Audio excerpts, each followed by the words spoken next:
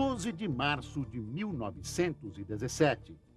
Às 3 horas da tarde, o Tsar Nicolau II abdicou. Terminava a dinastia Romanov de 300 anos e começava uma nova fase histórica de transformações radicais na Rússia. A renúncia do Tsar aconteceu depois de meses de tumulto que tornaram seu governo insustentável.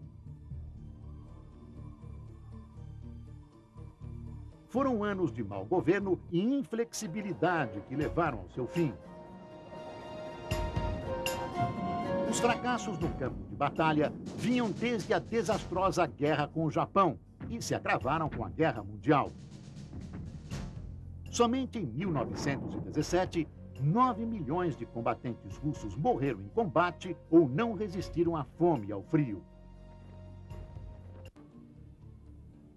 Mas não apenas os soldados estavam sofrendo. A fome atingia vastas áreas do país junto com um rigoroso inverno.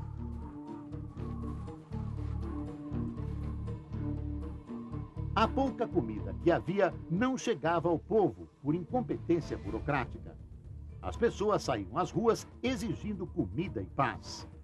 Os soldados enviados para reprimir os manifestantes se recusavam a cumprir as ordens. Nicolau II assumiu pessoalmente o comando do exército. Foi a gota d'água. Ele capitalizou contra si todo o descontentamento com a guerra. Quase toda a Rússia entrou em convulsão. Era a Revolução de Fevereiro pelo calendário russo, março pelo ocidental. O Tsar teve de entregar o poder a um governo provisório, chefiado por Alexander Kerensky, do partido menchevique, adepto de um socialismo moderado. A manutenção do país na guerra e a miséria abalaram o novo governo.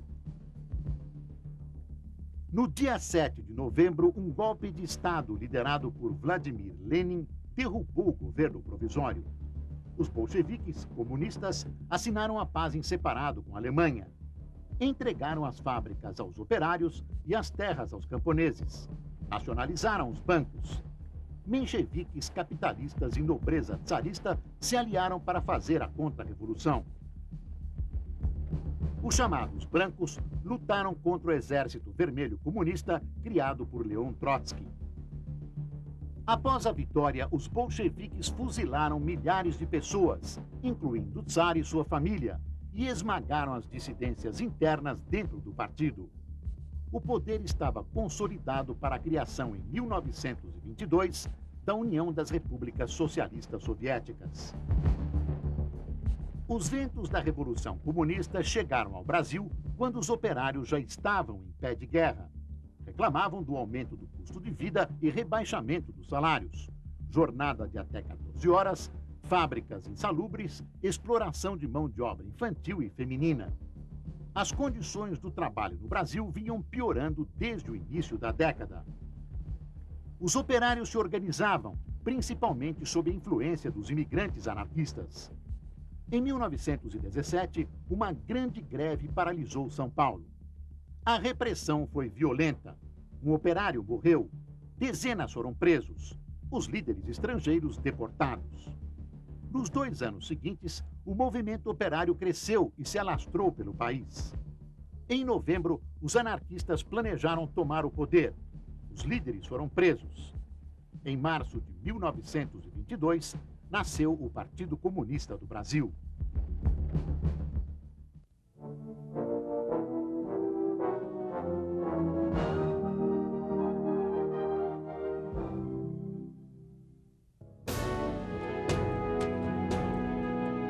(16 de janeiro de 1919).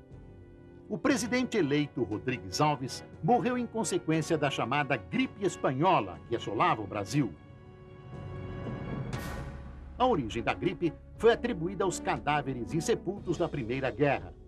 O vírus teria sido trazido ao Brasil por imigrantes, a maioria espanhóis. Ela tomou conta das capitais, principalmente Rio e São Paulo, em 1918. As pessoas morriam aos borbotões, muitas vezes na calçada. Os caminhões passavam recolhendo os corpos, que eram envoltos em lençóis e enterrados em valas comuns. Os presos foram obrigados a trabalhar como coveiros. Só no mês de outubro, a gripe matou 8.000 pessoas em São Paulo. E foi embora tão repentinamente como chegou.